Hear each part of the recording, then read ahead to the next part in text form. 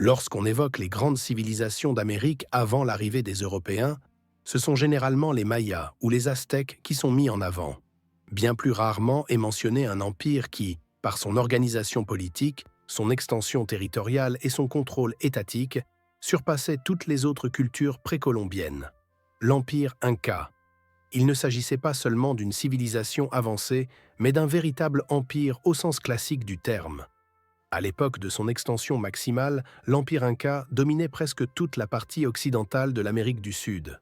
Son territoire comprenait le Pérou actuel, de grandes parties de l'Équateur et de la Bolivie, le nord-ouest de l'Argentine, la quasi-totalité du Chili, ainsi que le sud-ouest de la Colombie. Dans ce vaste espace, on estime que jusqu'à 10 millions de personnes vivaient sous l'autorité d'une élite relativement restreinte. Malgré l'absence d'écriture au sens européen, d'économie monétaire et de roues, les Incas ont réussi à bâtir l'un des empires les mieux organisés de son temps. Pourtant, cette puissance impressionnante fut de courte durée. Moins d'un siècle après sa création, l'empire commença à se désagréger. Des tensions internes, des faiblesses politiques et enfin l'arrivée des conquérants espagnols menèrent à l'effondrement rapide d'une civilisation qui s'était développée sur plusieurs générations. Lorsque les Espagnols pénétrèrent dans la région andine au XVIe siècle, ils rencontrèrent un empire qui semblait fort de l'extérieur, mais qui était déjà profondément ébranlé de l'intérieur. Comment un État contrôlant des millions de personnes sans monnaie, sans marché ou sans administration classique a-t-il pu s'effondrer en si peu de temps? Pour répondre à cette question, il faut d'abord comprendre l'espace naturel particulier dans lequel cette civilisation a vu le jour. Partie 1. L'espace andin et les origines de la civilisation andine. Le centre de la civilisation Inca se situait dans la région des Andes, l'un des habitats les plus extrêmes de la Terre.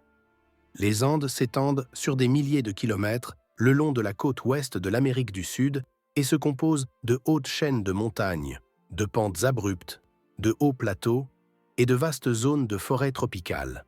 Seules quelques bandes côtières et de petites plaines se prêtaient à l'agriculture, tandis que la majeure partie du pays était difficile d'accès.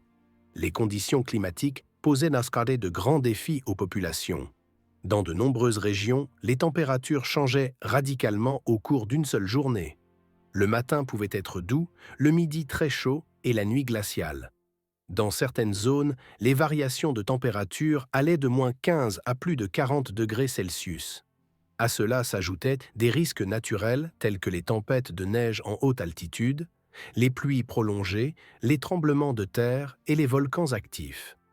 Malgré cet environnement hostile, la région andine était riche en ressources naturelles.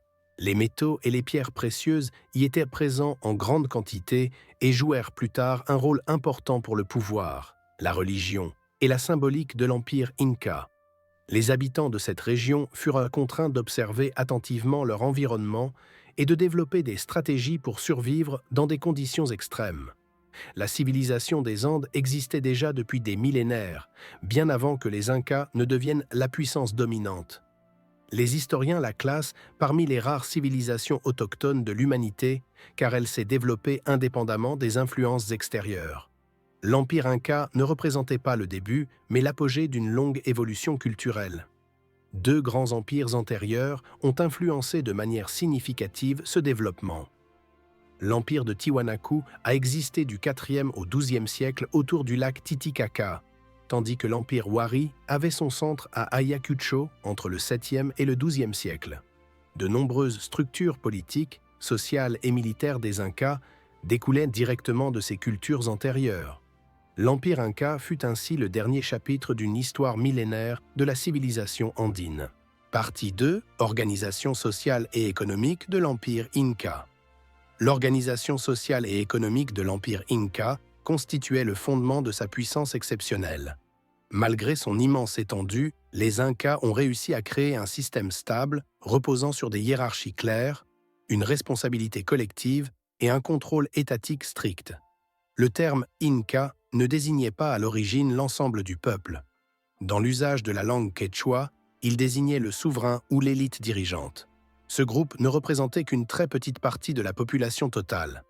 Alors que l'Empire comptait environ 10 millions d'habitants à son apogée, l'élite Inca proprement dite ne comptait que quelques dizaines de milliers de personnes. Néanmoins, La quasi-totalité du pouvoir politique, économique, militaire et religieux se concentrait entre leurs mains. Le nom propre de l'empire était Tawantinsuyu, ce qui signifie « terre des quatre parties ». Depuis la capitale Cusco, l'empire était divisé en 4 grandes régions administratives. Toutes ces régions dépendaient du centre, qui était considéré non seulement comme le centre du pouvoir politique, mais aussi comme le centre sacré de l'empire. Cette forte centralisation permettait un contrôle efficace sur un immense territoire. La base économique était l'agriculture, bien que les conditions naturelles fussent extrêmement défavorables. Pour rendre exploitables les pentes escarpées des montagnes, les Incas ont mis au point un système ingénieux de cultures en terrasses. Ces terrasses empêchaient l'érosion du sol, emmagasinaient la chaleur et permettaient la culture de plantes utiles à de hautes altitudes. Elles étaient complétées par un système d'irrigation complexe composé de canaux et d'aqueducs. Les cultures récoltées étaient variées.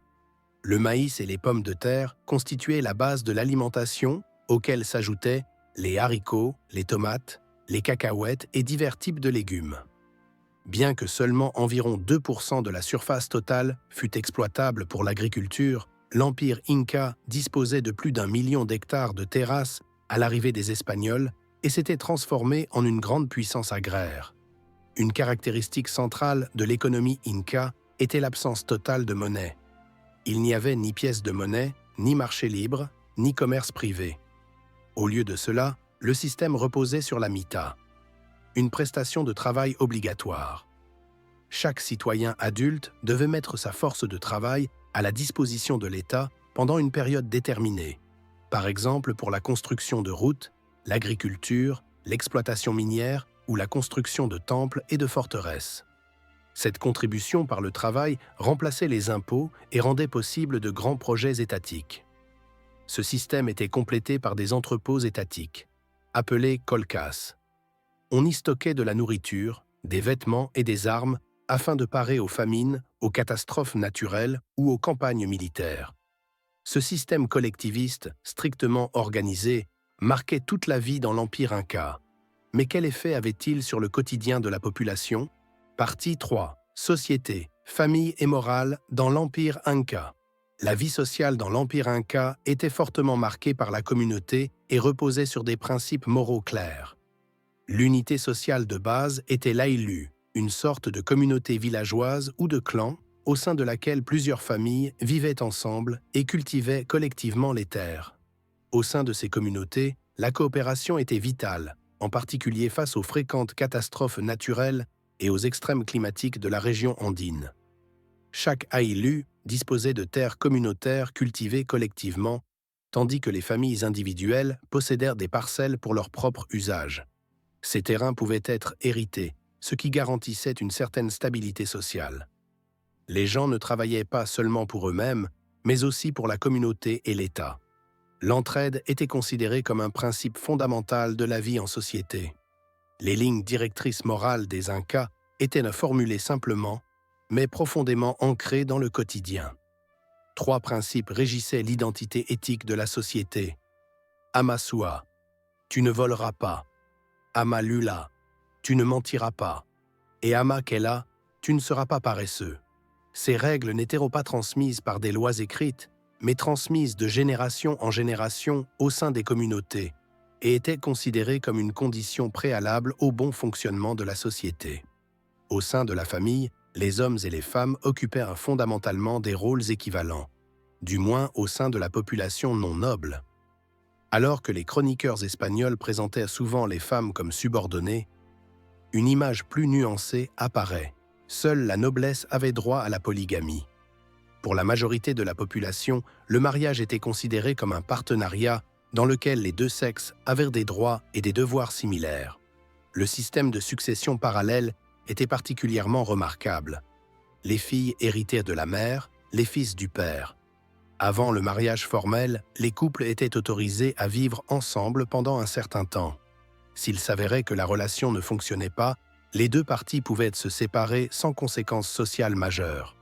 Cette procédure suggère une attitude pragmatique et relativement flexible vis-à-vis du mariage et de la famille. Outre les structures communautaires traditionnelles, De nouveaux groupes sociaux apparurent à la fin de l'Empire Inca.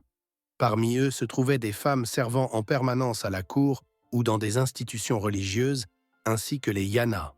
Ces derniers étaient des hommes libérés de leurs obligations au sein de leur aïliu pour travailler directement pour le souverain ou la noblesse. Les chroniqueurs espagnols les qualifiaient souvent d'esclaves, mais en réalité, ils ressemblaient davantage à des serviteurs de cour professionnels avec un statut social propre. Ce système de société fortement organisé en communauté permettait aux Incas de subsister en tant que communauté soudée, même en temps de famine ou de catastrophes naturelles. Mais comment l'Empire protégeait-il son ordre à l'extérieur et assurait-il son pouvoir militairement? Partie 4. Organisation militaire et expansion territoriale. La force militaire de l'Empire Inca reposait moins sur la supériorité technologique que sur l'organisation, la discipline et l'efficacité logistique. L'armée des Incas était strictement structurée et suivait un système décimal. La plus petite unité se composait de 10 soldats. 10 de ces groupes formaient une unité de 100 hommes, et à leur tour, 10 de celles-ci constituaient une unité de 1000 guerriers. Ce système d'ordre clair facilitait le commandement, le contrôle et la mobilisation de grands contingents de troupes. À son apogée, l'Empire Inca était capable de mobiliser des centaines de milliers de soldats. Cela fut possible grâce au système de la Mita, qui remplissait non seulement des fonctions économiques, mais aussi militaires. Tout homme en âge de porter les armes était tenu de servir l'État en cas de guerre. Grâce aux entrepôts d'État, les troupes pouvaient être approvisionnées de manière fiable en nourriture, vêtements et armes, même dans les régions les plus reculées. L'équipement des Incas était adapté aux conditions géographiques. Ils portaient des armures en coton et en fibres de lama ou d'alpaga, légères, souples et pourtant résistantes. Les conquérants espagnols adoptèrent plus tard des éléments de ces vêtements de protection, car ils s'avéraient extrêmement pratiques dans le climat andin. Les armes se composaient de lances, de massues, de haches, de frondes, de javelots ainsi que de la bola, une arme faite de boules de pierre reliées entre elles, utilisée pour faire tomber l'adversaire. Avec cette armée, les Incas ont réussi à conquérir un immense territoire en quelques décennies seulement. Au XVIe siècle, l'Empire s'étendait sur de vastes parties de l'ouest de l'Amérique du Sud. Il comprenait le Pérou actuel, l'ouest de l'Équateur, de grandes régions de la Bolivie, le nord-ouest de l'Argentine, presque tout le Chili et le sud-ouest de la Colombie. Par son étendue, il pouvait rivaliser avec de nombreux empires contemporains en Europe et en Asie. Cependant, l'expansion rapide entraîna également de graves problèmes. L'administration des provinces éloignées devint de plus en plus complexe et les structures centralisées atteignirent leurs limites. Dans les territoires nouvellement conquis, le climat et les formes d'économie différaient même souvent fortement de ceux des hauts plateaux andins. En particulier dans les régions de l'actuel Équateur et de la Colombie, les Incas se heurtèrent à une résistance acharnée, de sorte qu'ils ne purent y imposer leur contrôle que de manière limitée. Ces faiblesses structurelles restèrent longtemps cachées, mais allaient s'avérer décisives par la suite. Alors que l'Empire paraissait puissant de l'extérieur, la vulnérabilité aux crises augmentait à l'intérieur. Pourtant, ce n'est pas seulement la puissance militaire, mais aussi la culture et la religion qui forgèrent l'identité des Incas d'une manière particulière. Partie 5. Culture, architecture et art des Incas. La culture de l'Empire Inca a connu un épanouissement remarquable malgré sa durée relativement courte. L'architecture, l'art et les édifices religieux reflétaient non seulement une maîtrise technique, mais aussi la vision du monde et les conceptions spirituelles des Incas. Beaucoup de ces réalisations furent perdues après la conquête espagnole, mais les vestiges conservés témoignent encore aujourd'hui de l'extraordinaire capacité de cette civilisation. L'architecture inca est particulièrement célèbre pour sa précision dans la taille de la pierre. Les bâtisseurs incas utilisaient des blocs de pierre massifs, ajustés avec une telle exactitude sans mortier que même une lame de couteau ne peut passer entre les joints. Ce mode de construction conférait aux bâtiments une stabilité énorme et les rendait résistants aux tremblements de terre, fréquents dans la région andine. Les pyramides étaient répandues dans de nombreuses cultures précolombiennes, et elles jouèrent également un rôle important chez les Incas. Elles servaient principalement à des fins religieuses et exprimaient la vénération des dieux. La structure en gradins était caractéristique des pyramides incas. Certains de ces édifices atteignaient des dimensions impressionnantes, tant par leur hauteur que par les matériaux utilisés. Le centre politique et religieux de l'Empire était la capitale Cusco. La ville était considérée comme le centre du monde et le siège du pouvoir suprême. Cusco abritait de nombreux palais et temples, dont le palais du légendaire souverain Pachacuti. L'édifice le plus important était toutefois le temple du soleil, Coricancha. Son nom signifie « temple d'or », et il était considéré comme le sanctuaire le plus sacré de l'Empire. Selon les récits des chroniqueurs espagnols, ces murs étaient autrefois recouverts de plaques d'or qui reflétaient la lumière du soleil, symbolisant le lien étroit entre le souverain, la religion et le cosmos. Un autre édifice exceptionnel était la forteresse de Sacsayhuaman, érigée au nord de Cusco sur une colline. De là, toute la ville pouvait être contrôlée. Le complexe se composait de 3 puissantes murailles en zigzag faites de blocs de pierre gigantesques, dont certains pesaient plus de 100 tonnes. La technique exacte utilisée pour transporter et travailler ces pierres n'est pas encore totalement élucidée aujourd'hui. Cependant, le monument le plus célèbre de la culture inca est le Machu Picchu. Cette cité d'altitude est située à plus de 2400 mètres sur les versants des Andes du Sud, au Pérou. Le Machu Picchu était divisé en une zone religieuse avec des temples et des places cérémonielles, ainsi qu'une zone résidentielle. Le système de drainage sophistiqué est particulièrement frappant, empêchant l'érosion et permettant l'agriculture sur des pentes raides. La fonction exacte de la cité reste inexpliquée à ce jour. Les hypothèses vont d'une résidence royale à un complexe stratégique ou religieux. Outre l'architecture, les Incas ont également développé des formes d'art variées. La céramique jouait un rôle important et était souvent richement décorée de motifs géométriques, de représentations d'animaux et de scènes du quotidien, de la guerre ou de l'agriculture. Les sculptures et les reliefs servaient à immortaliser des événements marquants. Dans l'Empire Inca, l'art n'était pas purement décoratif, mais profondément ancré dans la religion, le pouvoir et l'ordre social. Partie 6. Écriture, sciences et langue. Bien que les Incas n'eussent pas d'écriture au sens classique, ils disposaient néanmoins de systèmes sophistiqués pour stocker et transmettre les informations. Le plus connu était le quipu. Il s'agissait d'un système de cordes et de nœuds permettant de noter des nombres, des quantités et certains faits. Les différentes couleurs de cordes représentaient diverses catégories, tandis que le nombre et la disposition des nœuds exprimaient des valeurs concrètes ou des séquences temporelles. Le quipu servait principalement à des fins administratives, comme le recensement des impôts, de la population ou des stocks. À côté du quipu existait une autre forme de communication, longtemps mal comprise. Elle consistait en des représentations symboliques apposées sur des récipients en bois, des textiles ou des offrandes funéraires. Longtemps considérées comme de simples décorations, des recherches ultérieures suggèrent qu'il s'agissait d'une forme secrète d'écriture idéographique. Celle-ci était apparemment réservée à la noblesse et au clergé et était utilisée au sein des palais, des temples et des institutions religieuses. Les connaissances scientifiques des Incas se sont développées principalement à partir de besoins pratiques. Pour aménager des terrasses de culture, construire des systèmes d'irrigation et ériger de grands bâtiments, ils possédaient une solide compréhension mathématique. Leurs connaissances en astronomie étaient particulièrement avancées. Les Incas observaient attentivement les mouvements du Soleil, de la Lune et des étoiles afin de déterminer les cycles agricoles, les fêtes religieuses et les rituels d'État. De nombreux bâtiments, routes et places de cérémonie étaient délibérément alignés sur des événements astronomiques. La langue la plus importante de l'Empire était le quechua. Elle fut encouragée de manière ciblée par le pouvoir central comme langue administrative et imposée dans les territoires conquis.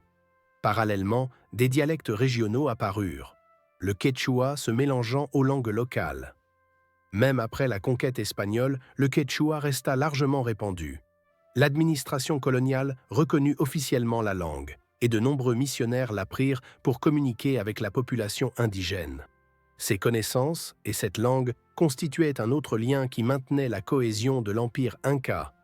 Pourtant, outre le savoir rationnel, la foi jouait également un rôle central dans la pensée Inca. Partie 7. Religion et vision du monde des Incas. La religion des Incas imprégnait presque tous les domaines de la vie sociale et politique. Pour eux, le monde n'était pas un espace clairement séparé entre les humains, la nature et les dieux, mais un tout cohérent où tous les niveaux étaient liés. Cette vision du monde orientait leurs actions tout comme leurs décisions politiques. L'élément central de la croyance religieuse était le culte du soleil. Le dieu du soleil était considéré comme la divinité suprême et l'origine du pouvoir royal. Le souverain était vu comme un descendant direct du soleil, ce qui légitimait sa position non seulement politiquement, mais aussi religieusement. Outre le soleil, la lune, la terre et les phénomènes naturels, comme les montagnes, les rivières et les sources, jouaient un rôle important. Ceux-ci étaient haut considérés comme des êtres sacrés et vénérés. Les Incas croyaient que leurs ancêtres étaient issus de l'intérieur de la terre. De là découla une relation particulière avec le paysage, qui était structuré en 4 grandes zones, correspondant aux 4 parties de l'Empire. Cette répartition avait une signification à la fois religieuse et politique et reflétait l'ordre du cosmos. Un élément essentiel de la foi était le lien étroit entre le monde des vivants et celui des morts. Les Incas étaient convaincus que les âmes des défunts continuaient d'influencer la vie de la communauté. Cela se manifestait de manière particulièrement évidente dans le traitement des morts de la noblesse. Comme dans l'Égypte ancienne, les Incas pratiquaient la momification, les défunts étant considérés comme toujours vivants. Les momies des souverains défunts étaient soigneusement conservées, vêtues et symboliquement nourries. Elles participaient même à des cérémonies religieuses et à des délibérations politiques. Leurs biens ne passaient pas à leurs successeurs, mais étaient gérés par une organisation spéciale, la Panaka. Celle-ci était chargée de maintenir le culte du souverain défunt. Cette pratique a eu des conséquences politiques considérables. Comme un nouveau souverain ne pouvait pas disposer des biens de son prédécesseur, il était contraint de conquérir ses propres terres et de nouvelles ressources. Cela contribua largement à l'expansion rapide de l'Empire, mais affaiblit à long terme le contrôle central sur les territoires lointains. La religion était donc, dans l'Empire Inca, non seulement une question de foi, mais aussi un élément fondamental de la structure du pouvoir. Mais comment cet empire a-t-il évolué historiquement? Et comment est-il parvenu à son apogée court mais intense? Partie 8. Évolution historique et apogée de l'Empire Inca. L'histoire de l'Empire Inca fut le résultat d'une longue évolution qui commença bien avant l'ascension réelle des Incas. Les découvertes archéologiques montrent que la région andine était déjà habitée il y a environ 12 000 ans. Les premiers établissements permanents sont apparus au cours de cette phase précoce, suivie de cultures plus complexes, d'où sont nées plus tard des entités politiques plus vastes. Parmi les centres anciens les plus importants figuraient des sites comme Cotos et Pucará, ainsi que plus tard la cité de Tiwanaku au bord du lac Titicaca. Après l'effondrement de la culture de Tiwanaku au XIe siècle, la région andine entra dans une phase de fragmentation politique. De nombreux petits royaumes et confédérations tribales se disputèrent les ressources et l'influence. À cette époque, les ancêtres des Incas vivaient d'abord comme un groupe relativement insignifiant parmi tant d'autres. Selon la légende, ils émigrèrent d'une grotte nommée Pacaritambo pour s'installer finalement dans la vallée de Cusco. Le début de l'histoire des Incas fut marqué par l'insécurité. En tant qu'étrangers, ils étaient régulièrement exposés aux attaques de voisins plus puissants et devaient s'affirmer face à des groupes rivaux. Pendant plusieurs générations, les Incas se sont attachés à forger des alliances et à soumettre de petites communautés pour consolider leur position dans la vallée de Cusco. Néanmoins, ils restèrent longtemps une puissance régionale sans importance majeure. Un tournant décisif se produisit en 1438. Cette année-là, le puissant peuple des Chanca attaqua Cusco. Face à la supériorité militaire de l'adversaire, le souverain de l'époque et son successeur désigné s'enfuirent de la ville.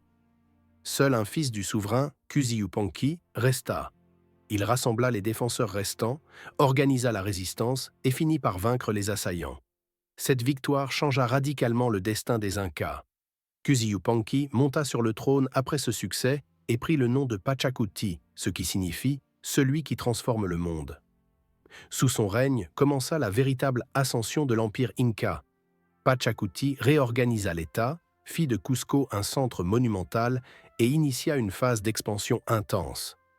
Par des campagnes militaires, des alliances politiques et des réinstallations ciblées, il jeta les bases d'un empire qui, en quelques décennies, devint la puissance dominante de la région andine. Avec Pachacuti, l'Empire Inca atteignit son premier grand apogée. Mais cette expansion fulgurante posa en même temps les jalons de problèmes futurs. Partie 9. Déclin, guerre civile et conquête espagnole. Après l'apogée sous Pachacuti et ses successeurs directs, une crise structurelle profonde commença progressivement à se dessiner au sein de l'Empire Inca. L'expansion rapide avait donné naissance à un empire qui, bien que paraissant vaste et puissant, voyait sa stabilité interne soumise à une pression croissante. De nombreux peuples conquis n'étaient maintenant pas encore totalement intégrés culturellement et politiquement, et des révoltes éclataient régulièrement dans les zones périphériques. Ces problèmes sont apparus de manière particulièrement évidente sous le règne de Huayna Capac. Bien que l'Empire eût atteint à cette époque son extension territoriale maximale, l'administration et le contrôle central se révélaient de plus en plus inefficaces. Dans le même temps, une nouvelle menace inconnue surgit. Avec les Européens, des maladies arrivèrent en Amérique du Sud, contre lesquelles la population indigène ne possédait aucune immunité. L'une des plus dévastatrices fut l'épidémie de variole, qui décima une grande partie de la population. En 1527, Huayna Capac mourut de la variole, suivi peu après par son héritier présomptif. Cela créa un vide de pouvoir qui mena à une guerre civile acharnée. Deux de ses fils prétendirent au trône, Huáscar, qui régnait depuis Cusco, et Atahualpa, un chef de guerre capable, soutenu par l'armée dans le nord. Au début, les deux parties tentèrent de trouver un accord, mais les tensions dégénérèrent rapidement en une guerre ouverte. La guerre civile affaiblit l'Empire de manière décisive. Après plusieurs batailles coûteuses, Atahualpa finit par l'emporter. Huáscar fut fait prisonnier et Atahualpa se fit proclamer souverain en 1532. À ce moment-là, l'Empire Inca était déjà profondément ébranlé. L'administration, l'armée et l'économie avaient été durement touchés par le conflit interne. C'est précisément dans cette phase que les conquérants espagnols apparurent sous le commandement de Francisco Pizarro. Avec seulement 168 hommes, quelques armes à feu et des chevaux, ils pénétrèrent dans l'Empire. Sur le plan technologique, ils étaient nettement supérieurs aux Incas. Alors que les Espagnols disposaient d'armes en acier, d'armes à feu et de cavalerie, les Incas ne possédaient que des armes en pierre, en bois et en alliage métallique, ainsi que des armures rembourrées en fibres textiles.